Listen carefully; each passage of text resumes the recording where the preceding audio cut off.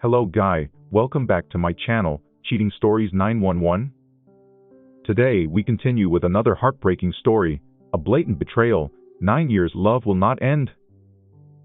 I'm male 32, was with my ex, female 29, for 7 years, engaged for 2. She moved in with the mutual friend she was cheating on me with the night she gave me the ring back.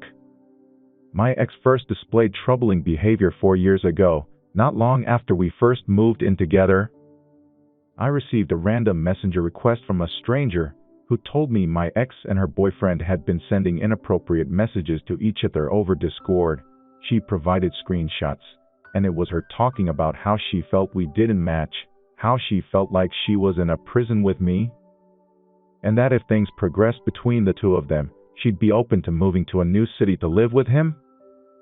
I confronted her, and she gave me all the apologies, assurances and words of affection to convince me that it was a mistake and that she truly wanted me, that we were soulmates.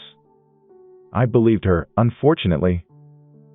Fast forward a few years, and we had survived COVID as a couple. We'd moved into a house together, had 3 pets together, got engaged, and had lived through a sudden, tragic death of her brother. During this time, our relationship had been pushed to its limits.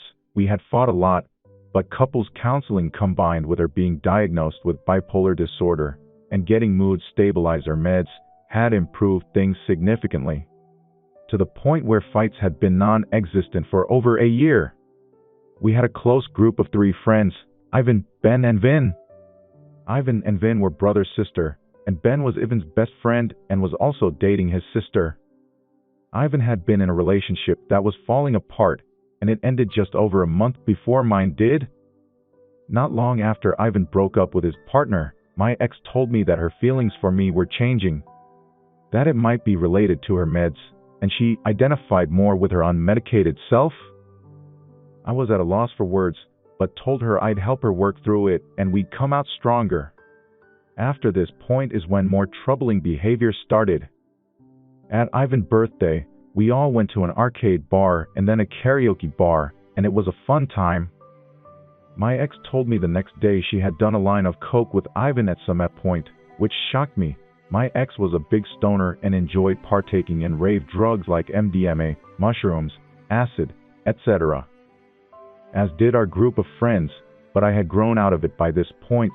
But she had never done cocaine as far as I knew. I later learned she had been doing lines with Ivan all night behind my back.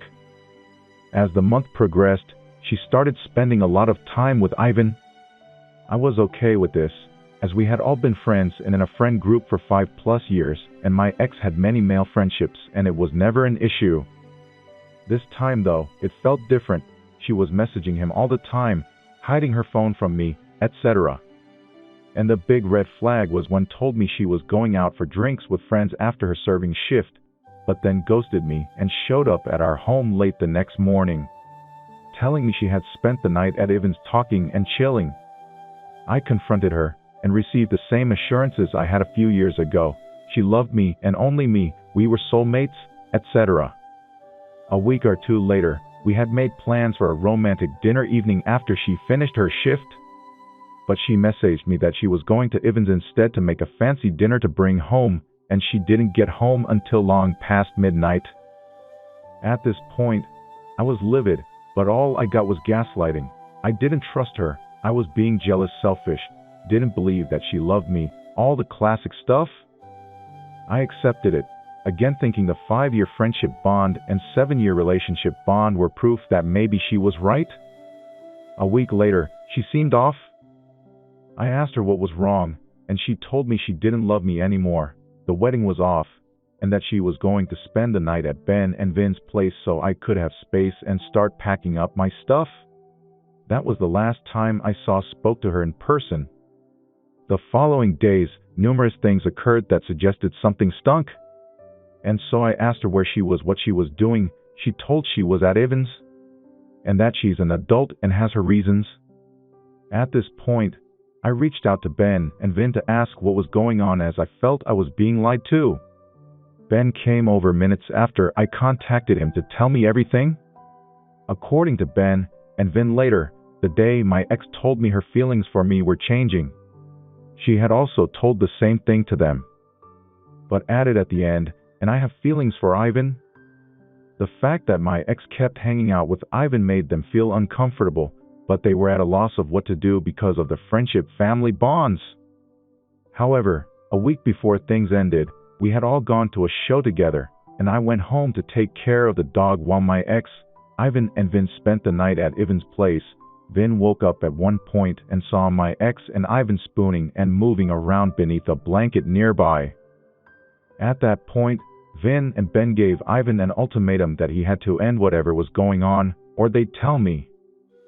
Ivan told my ex to either dump me or stop talking to him, and my ex dumped me the next day and moved in with Ivan while telling me she was going to stay at Ben and Vin's. A day or two later, she told Vin that her and Ivan were now dating. After that confession, Ben blocked my ex and Vin told her their friendship was over. I messaged my ex shortly after learning all of this, and told her I knew everything. She denied cheating, and used the same "I'm an adult and made adult decisions" excuse when I asked how it's possible there was no cheating when she moved in with Ivan the night she gave me the ring back and then told Vin that they were now a couple. This all happened 3 months ago, and despite the pain and suffering I endured, I am at peace knowing I dodged a bullet, and that had it not happened now, it could have happened years down the road with a marriage, kids to sort out. To this day, I still have not spoken to or heard from my ex, although Ben and Vin still talk to me and say they also haven't spoken to her or Ivan either. Comment 1. Completely dodged a bullet op. That relationship will never work either. Hope you're doing okay. Reply. Thanks, I'm doing well. I've used the trauma as a springboard to make a lot of positive lifestyle changes, and I feel healthier and happier. The one unsettling thing though is I feel like I haven't had closure. Aside from accusing her of cheating, I haven't told her how her actions affected me or her feelings about it. Do you think it's a bad idea to send her a message about my feelings so I get some kind of closure for myself? Next comment. Good for you. Sounds like you're doing really well. To be honest, if it was me, I'd not contact her. I don't think it'll give you any more closure than her cheating on you did. It'll only let her know that you're still thinking about it and not moving on. She might attempt to come crawling back at some point when that relationship goes tits up, but I really hope you tell her to F off if that ever happens. Just move on and be happy that you dodged the bullet. Best of luck. Reply. Thanks for the advice. The note I had written is basically an elaborate fuck, never want to hear from you again. So I think I'll just save it and copy pasta if she does reach out to me at some point in the future. Comment 2. No more contact with her. Period. Block her from everything. Don't look back, just move forward. She is not the woman for you. There is an amazing woman out there for you that you will meet someday. She will cherish you. She will want you and only you. Wait for her and don't give this woman another thought. In the meantime, work on you. Make new friends. Develop new interests. Learn new things. You'll be a better person because of this. Comment 3. You grew out of the drug phase, these two didn't. You dodged a big old bullet. Find someone who is clean and build your life with them. Drugs will ruin everything, as hard as it may be to accept. You're lucky this happened now and not after the wedding or years further down the line. And I kept thinking your friends were going to end up being trash, but it seems they actually have some morals. Be glad you now know who you can trust in your life, and go and see with the other two. Reply. Yes, I have certainly dodged a bullet, and come to accept that one of the reasons my ex started looking elsewhere was because I wanted to grow up, get married, and have kids, while she just wanted to be a child and party. Next comment. They made the cheaters do it and told him as soon as he asked after they came clean. Then cut the cheaters from their life from the sounds of it. There's much worse trash out there than these two unless they're hiding something else. Reply.